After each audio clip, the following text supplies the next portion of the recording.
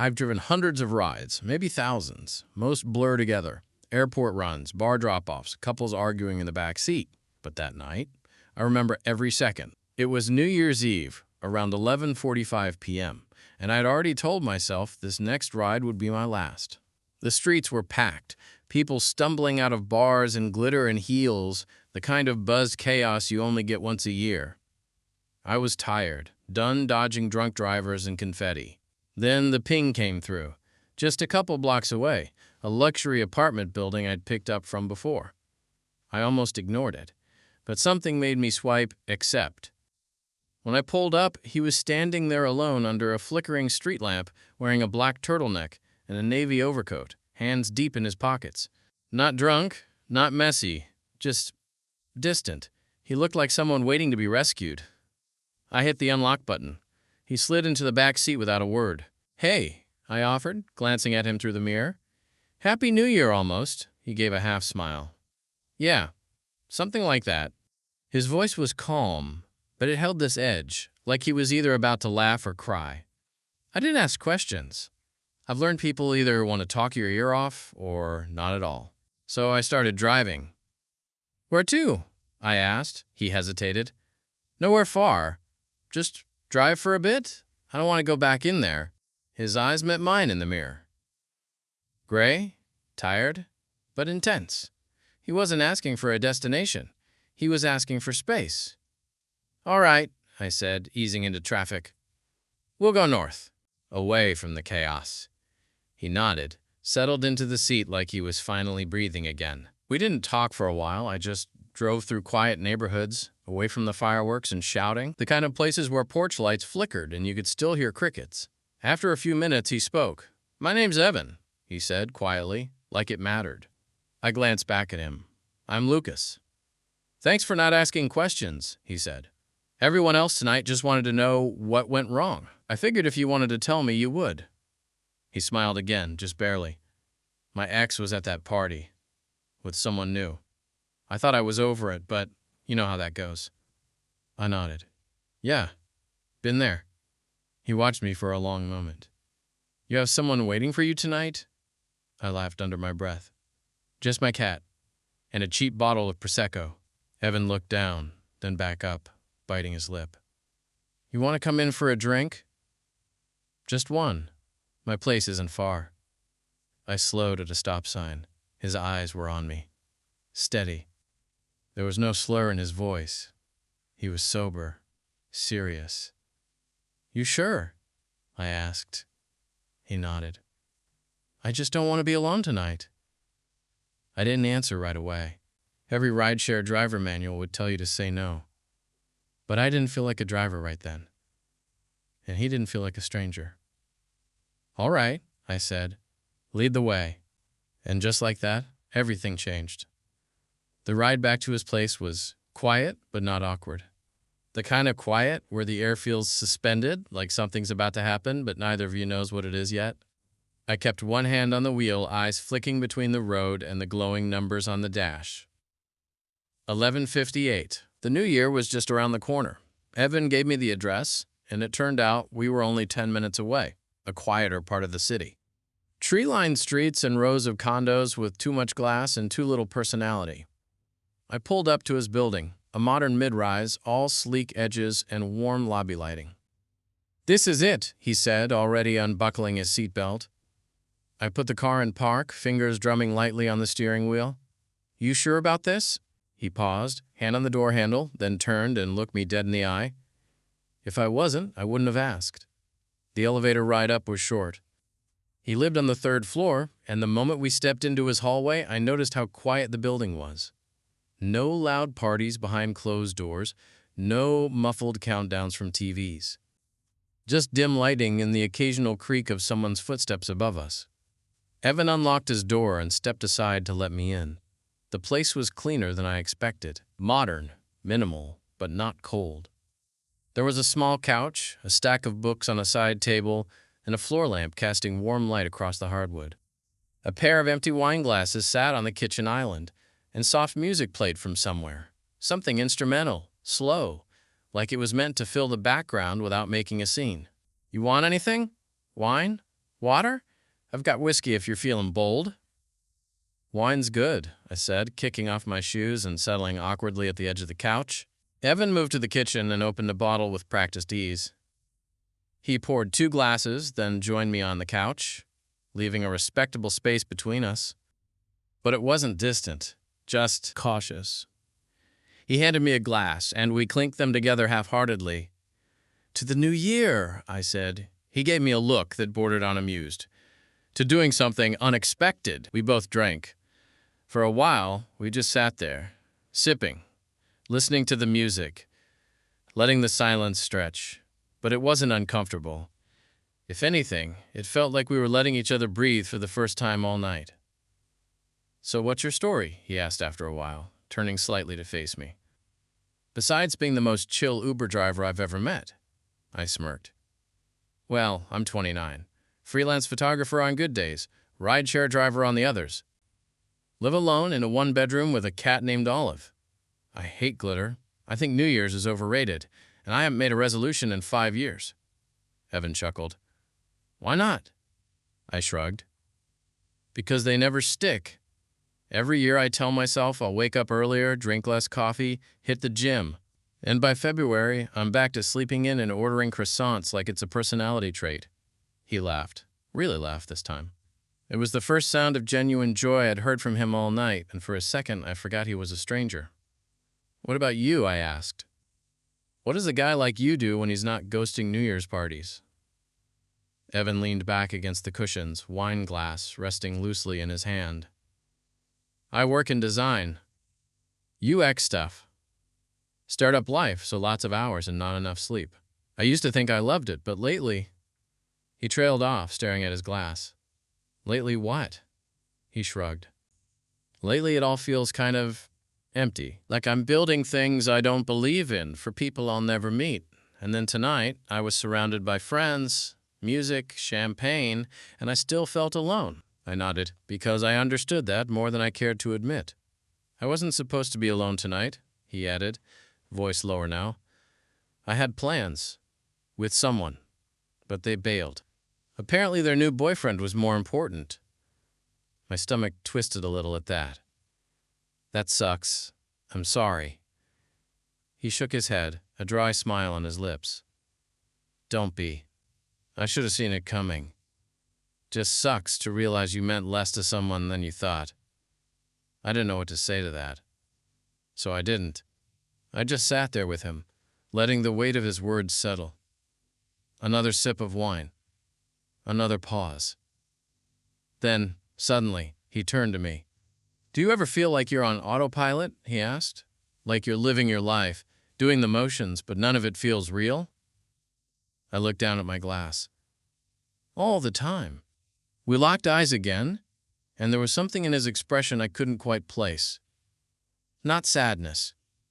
Not desire. Something quieter. Something closer to vulnerability. "I didn't invite you in for anything weird," he said softly. I didn't want to end the year by going to bed alone, feeling like no one sees me. Like I'm invisible." My heart tightened. "You're not." He blinked, like the words caught him off guard. "Thanks," he whispered. We fell into silence again. But now the energy between us had shifted. His knee brushed against mine when he adjusted his position. And neither of us moved away. The space between us had gone from cautious to something else entirely. "I don't do this," he said quietly. "Invite strangers in. Talk like this." I gave a small laugh. "Me neither." The clock on his oven blinked 12:32 a.m. New Year had already started, and we were both just sitting there, caught in the strange intimacy of a moment that shouldn't have existed, but somehow did. And I realized then, I wasn't in a rush to leave. The more time I spent sitting there next to him, the more surreal it felt. I don't know if it was the wine or the strange stillness of his apartment. So quiet you could hear the soft hum of the fridge, but everything about that moment felt suspended, like we were in a bubble the rest of the world couldn't reach. I'd been in stranger places at weirder times, but nothing ever felt quite like this. We didn't really know each other. He was a passenger I'd picked up 20 minutes before midnight. And now, here we were, on his couch. still dressed in coats, half drunk, and quietly pretending the gravity of the moment wasn't sinking in. Evan set his glass down on the coffee table. Then he turned his whole body toward me, legs crossed, one arm resting on the back of the couch behind me. "So," he said, a little more lightly, "what was your last relationship like?" I raised an eyebrow. "You always ask heavy questions after one drink?" He smiled, tilting his head. "Sorry, I've been stuck in party small talk all night. My brain is craving real conversation." Fair enough. I leaned back, letting my head rest against the back cushion. My last relationship? Messy. Long distance at first, then short distance, and somehow that made it worse. We didn't fight, we just faded. I think we both knew we were holding on because it was familiar, not because it made sense. Evan nodded like he understood. "How long ago?" "Almost a year." "That's recent," he said. I gave a humorless laugh. "I guess. Doesn't feel that recent anymore. You?" He hesitated, then picked up his glass again, but didn't drink. 2 years. We were together for 3. Lived together for 1. It ended on good terms, if that's a real thing. No big betrayal. Just life pulling us in different directions. That made me pause. "Do you still talk?" "Occasionally," he said. "But less and less. He's in D.C. now. New job, new friends. Feels like someone I used to know." He stared at the wall for a moment, then looked back at me. "We had a dog together. I miss the dog more than I miss him." I smiled. "That sounds about right." The wine was hitting now, not in a sloppy way, but just enough to loosen the weight in my chest. I didn't feel like I was sitting next to a stranger anymore. I felt like I'd stumbled into someone else's real life, and somehow I belonged in it, even just for tonight. Evan shifted again, a little closer this time, and the arm he'd had resting on the back of the couch brushed the back of my shoulder. I didn't move away. Neither did he. He was watching me now, but not in a way that made me nervous. It felt like he was taking inventory, noticing the shape of my mouth when I smiled, the way my fingers gripped my glass, the creases in my jacket sleeve. "You have a calm energy," he said suddenly. "Is that a good thing?" He nodded. "It is tonight." We fell quiet again, but now the silence wasn't filled with hesitation. It was full of something unspoken, a current between us, building slow and steady. Then, without warning, Evan reached out and gently brushed his fingers over my wrist. Just a light touch, like he was testing the space between us. My eyes met his, and he didn't flinch. He didn't smile either. He just held my gaze, waiting. It wasn't a move. It wasn't pressure. It was permission. I didn't say anything. I just turned my hand over so his fingertips rested in my palm. He let them stay there. "I don't know what I'm doing," he whispered. "Neither do I," said. "But I'm okay with that." The way he looked at me then, it wasn't desire. Not exactly. It was curiosity. Hunger, maybe. But not just physical. It was like he was seeing something in me he hadn't expected to find. And it scared him. But not enough to pull away. He leaned in slowly. Not dramatically, not in that rushed, cinematic way, just enough that I could feel the warmth of his breath. His face hovered inches from mine, and I swear, in that moment, the whole apartment went silent. Even the hum of the fridge seemed to disappear. He stopped, right there, waiting, so I met him the rest of the way. The kiss was soft at first, careful, like we were both trying to figure out what we were doing, what this meant. But when I felt him sigh against my lips, barely a sound, more like a breath, I knew he needed it just as badly as I did. We pulled back at the same time. No rush. No awkwardness. Just stillness. Then he smiled. A real one this time. "I really didn't expect any of this when I got in your car," he said. I laughed, breathless. Neither did I. Evan reached for the bottle and poured us both another glass. The tension had shifted again. Softer now, but still there, still electric. Like something had opened and neither of us knew where it would lead, but we were both willing to follow. As we sipped, I noticed the way he kept looking over at me when he thought I wasn't paying attention. Like he still wasn't sure I was real. Like part of him was afraid I'd vanish when the sun came up. But I wasn't planning to leave. Not yet. And for the first time in a long while, neither of us felt alone. We didn't kiss again right away. We just sat there. I think we both needed a minute to let it settle. That something real had happened between us. That it wasn't a fluke or a drunk impulse, or some throwaway New Year's moment we'd laugh about later. There was something gentle about it. A gravity that felt new, but not uncomfortable. The second glass of wine hit softer than the first, warmer. It melted into me like background heat, like the kind that makes you want to lie back and close your eyes.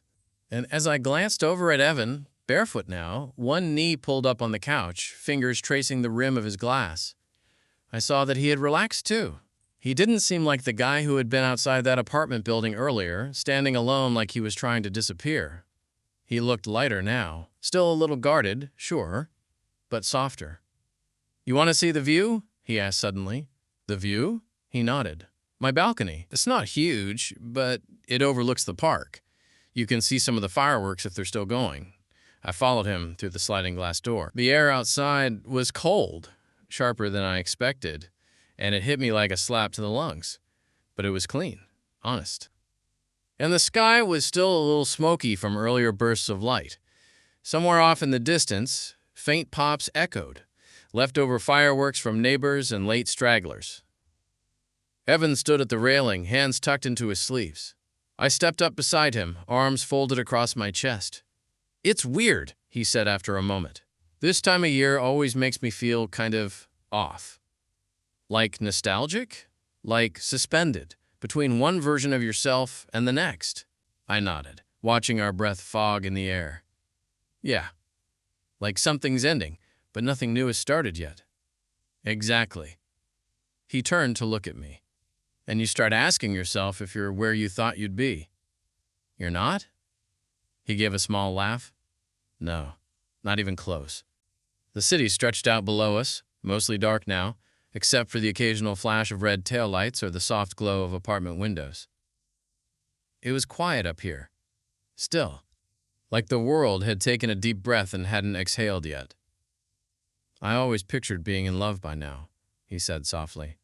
"Not in some sappy way, just someone to come home to. Someone who makes the silence less loud." My heart pulled at that. Maybe because I'd thought the same thing more times than I could count. "I get that," I said.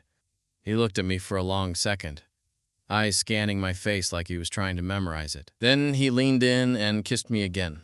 This one deeper, more deliberate, less about testing the waters and more about stepping into them.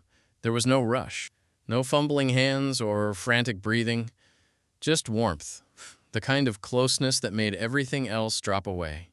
His hands came up to my neck, thumbs brushing lightly over my jaw, and I let mine settle at his waist, pulling him just close enough to feel him lean into me. We stayed like that for a while, just kissing, letting the chill of the night air contrast the heat between us.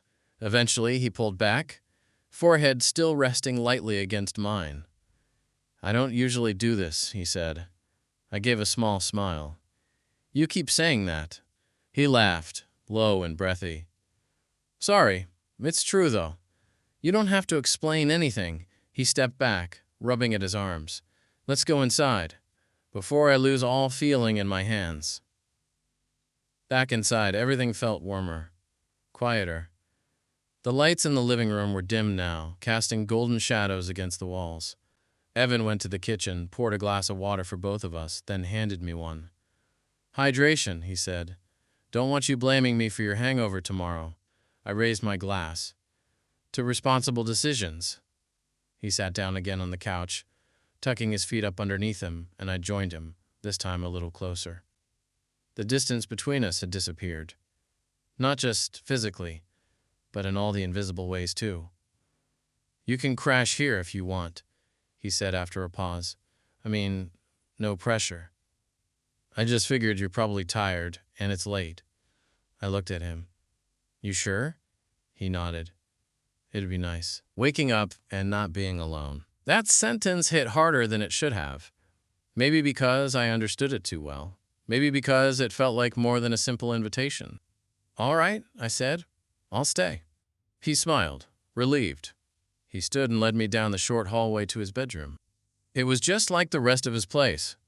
Simple, clean, a little impersonal. A dark gray comforter, A nightstand with a stack of half-read books, a single framed photo on the dresser of him and what looked like friends on a hiking trip. He pulled off his sweater, leaving on a white t-shirt and sweatpants, then motioned to a drawer. "There's a clean tea in there if you want something to sleep in." I changed quickly while he stepped into the bathroom. When he came back, he slid into bed without a word, and I followed. We lay there in silence for a moment, the space between us a narrow line of warmth. Then he reached for my hand under the blanket, just held it. And I thought, God, I hadn't held someone's hand in bed in years. Not like this. Not without expectation or tension. Just simple, quiet closeness. "I'm glad you picked me up tonight," he whispered. I squeezed his hand. "Me too." Outside, the last fireworks faded, and the city finally went still. I woke up to the smell of coffee. At first, I didn't remember where I was. The unfamiliar ceiling, the faint humming sound of the city outside, the weight of someone else's blanket over me. It all came back slowly. The ride, the invitation, the kiss, the quiet way Evan had taken my hand before we fell asleep. The sheets still held his warmth. He wasn't next to me, but his absence wasn't jarring. It felt like he just stepped out of the room, not left entirely. I sat up, rubbing my face, still wearing the t-shirt he gave me last night. His room looked different in daylight, more lived in. There were small things I hadn't noticed before, a pair of sneakers tucked half under the bed, a cracked phone charger on the nightstand, a sweatshirt draped over the back of a chair. I followed the smell of coffee to the kitchen. Evan stood at the counter, hair a little messy, wearing sweatpants and a hoodie with the sleeves pushed up. He had one hand wrapped around a mug and was flipping something in a pan with the other. When he heard me, he turned, a soft smile already forming. "Morning," he said, voice still a little husky from sleep. "Morning." I glanced at the clock. 8:12 a.m. "Didn't expect you to be up this early," he shrugged, setting the spatula down. "Couldn't sleep much. Brain wouldn't shut off." I nodded, walking over to the counter. "That's kind of what mine does, too, especially after a night like that." He handed me a mug without asking how I take it. Black, just how I usually drink it. "Thanks," I said, fingers brushing his as I took it. Evan hesitated for half a second, then leaned in and kissed me lightly. It wasn't a makeout, just a short press of lips. Morning breath be damned. Simple, honest. "You okay?" he asked, watching me carefully. "Yeah," I said. "Are you?" He nodded, then looked down at the pan. "I made eggs. Hope that's okay. Better than the granola bar I was planning to eat in my car." We sat at his tiny kitchen table, 2 plates between us, legs brushing under the wood. It felt domestic in a way I hadn't experienced in a long time. Not performative, not routine, just easy. "This is good," I said after a bite. He looked surprised. "Really?" I nodded. "You didn't strike me as a breakfast guy." "I'm not. But I figured, if I was going to wake up with someone unexpectedly on New Year's Day, I might as well feed him." I laughed. "Is that your rule?" "It is now." There was a small pause. I watched him sip from his mug, gaze distant for a second. I could see it. He was thinking too much. About what this meant. About whether he'd broken some unspoken boundary last night. Whether I'd wake up and bolt the second things got too real. So I decided to make it easy. "You don't have to explain anything," I said. He looked up. "About last night," I added. "I meant it when I said I was okay with not knowing what this is." He studied me for a beat, then exhaled slowly. "I know, I've never done that before. Let someone in, let someone stay." He set his fork down and leaned back, hands cradling his mug again. "I've had plenty of hookups, we all have. But this, you weren't supposed to be part of my night. I didn't think I'd actually invite you in." I gave him a half smile. "You didn't even want to go home." "Exactly," he said. "And then I got in the car with someone who actually listened. You didn't try to fix anything. You didn't even ask why I was upset. You just let me be." He ran a hand through his hair. "Do you know how rare that is?" I shrugged. "I think sometimes people don't want to be fixed. They just want someone to sit next to them in the mess." Evan looked at me like he hadn't expected someone like me to say that, like he was still trying to figure out how I'd wandered into his life and flipped the script without trying. So I said, finishing the last bite of my eggs. "How does your new year look now?" He gave a small laugh. "Different. In a good way?" "I think so." The silence that followed wasn't heavy. It was reflective, like we both knew something meaningful had happened, even if it wasn't defined yet. There was no pressure to name it. "Not right away." "I don't know what this is," he said, "but I'd like to find out." I nodded. "Same." He reached across the table, brushing his fingers over mine. "Just a small touch. A reminder that the closeness from last night hadn't vanished with the daylight." Eventually, I had to leave. I told him I had a few freelance deadlines and a client call that afternoon. He offered to walk me down. In the elevator, we stood close, not touching, but when the doors opened to the lobby, he reached for my hand. "Let me know when you're free again," he said. I nodded. "I will." And when I stepped out into the brisk January air, something inside me felt shifted, like I'd cracked open the door to a part of life I'd stopped expecting to happen. Connection, intimacy, the possibility of more. And it all started with one ride, one unexpected stop, one guy asking, "You want to come in?" I didn't expect to hear from him the next day. I figured what happened between us, real as it felt, might stay boxed into that surreal pocket of New Year's Eve, like a beautiful glitch in time. I'd be a one-night story he maybe told a friend about once, with a quiet shrug and a half-smile. But around noon, while I was editing photos from a December shoot, my phone buzzed. "Evan, you left your charger." That was definitely not a subtle tactic to see me again, right? I stared at the screen, smiling. Before I could overthink it, I typed back. "Me. Totally part of my master plan. I leave a charger in every guy's apartment I meet in a parking lot. You were just next in line." He responded a minute later. "Evan, you're lucky you're cute. Want to come by and claim your prize tonight?" "Me. I'll bring better wine this time." "Evan, I'll pretend I can taste the difference." That night felt different, but in a good way.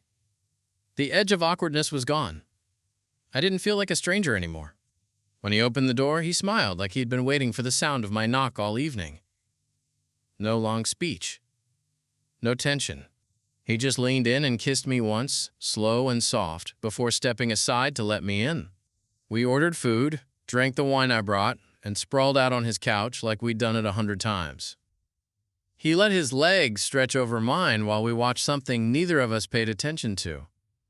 His hand stayed resting lightly on my knee the entire time. Halfway through the movie, he asked, "Do you think if we'd met at that party, this still would have happened?" I thought about it. "No," I said. "You'd have been surrounded by people. I'd have probably walked past you, grabbed a drink, and left before midnight." He nodded slowly. "So I had to be miserable in a coat outside my building for this to work out." "Guess so. Romance is weird." He looked over at me, thoughtful. "You make it feel easy," I laughed. "That's because we haven't had our first argument yet." He rolled his eyes. "Give it time."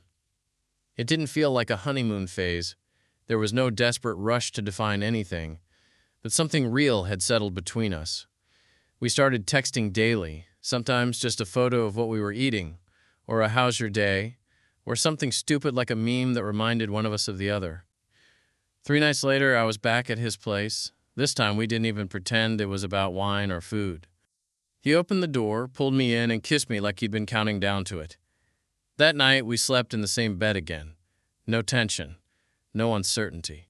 Just the kind of closeness that sinks into your bones and makes everything outside the room feel irrelevant. In the morning, we made pancakes. Badly. I accidentally flipped one onto the floor. And he burned too because we were laughing too hard at some terrible cooking video I showed him. "I haven't done this in a while," he said, later, while we sat on his couch, legs tangled, sharing a blanket. "Cooked?" "No. Laughed in the morning with someone." I glanced over. "It suits you." He nudged my leg under the blanket.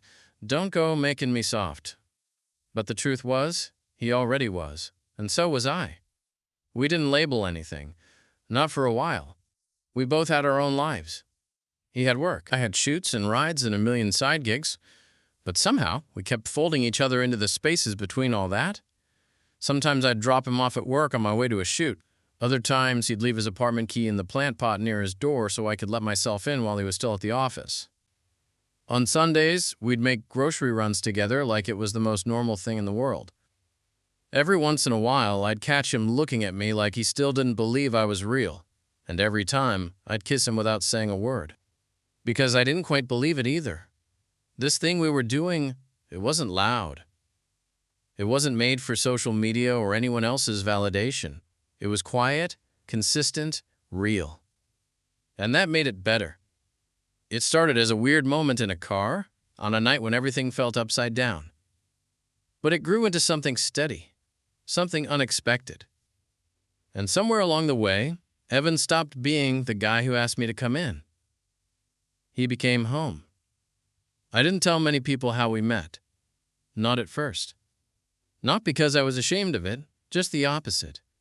It felt too personal, too quiet and good to be explained over drinks or reduced to a funny story at a party. The truth is, we didn't meet at a bar or through friends or on some app. We met because a man who didn't want to be alone took a ride with a stranger and asked him to come in. A few months passed, and we settled into a rhythm. It didn't take long before we were spending more nights together than apart. I still kept my apartment, but it started to feel less like home. Half my socks ended up in Evan's drawers. My toothbrush lived in his bathroom. I had a coffee mug I only used in his kitchen, and he started keeping oat milk in the fridge because I preferred it in my coffee. Sometimes we'd just lie in bed and talk about nothing.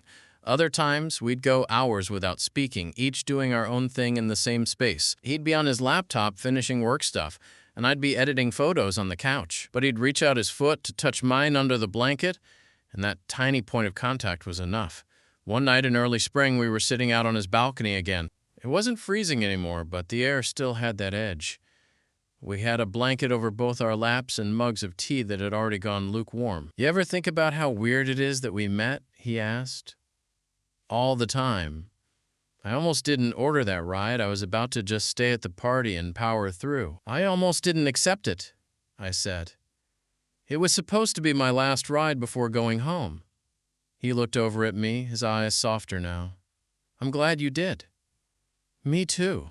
We sat there for a moment, just listening to the city wind down. Far off we could hear sirens and traffic, but they felt miles away. We were in our own little pocket again.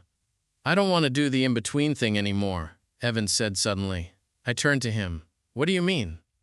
"I mean, whatever this is between us, I want it to be something. Officially. Not because we have to, just because it already is." I didn't hesitate. "Yeah," I said, "it already is." That was the night he asked me to move in. Not with a grand gesture or a perfect speech. Just a quiet offer, like he was inviting me to stay in something that already belonged to both of us. I didn't pack everything at once. We took our time. But a few weeks later, I woke up in his bed, looked around, and realized it had become our bed. Sometimes, when people ask how we met now, Evan will joke and say he picked me up on the side of the road, which technically is true. But I think about the real story often, about how one of the loneliest nights of the year turned into something beautiful. How a simple question, "Do you want to come in?" changed the shape of my life. He wasn't looking for love that night. Neither was I. But maybe that's exactly when it finds you. In the quiet moments, the unexpected detours, the pauses you never planned. We still go for drives sometimes, late at night. No destination. Just to talk, or not talk, or hold hands over the console. The city looks different now. Not less chaotic, but less lonely. Because now, when I look at Evan in the passenger seat, I don't see a stranger I once picked up. I see the man who asked me in. And the life that started the moment I said yes.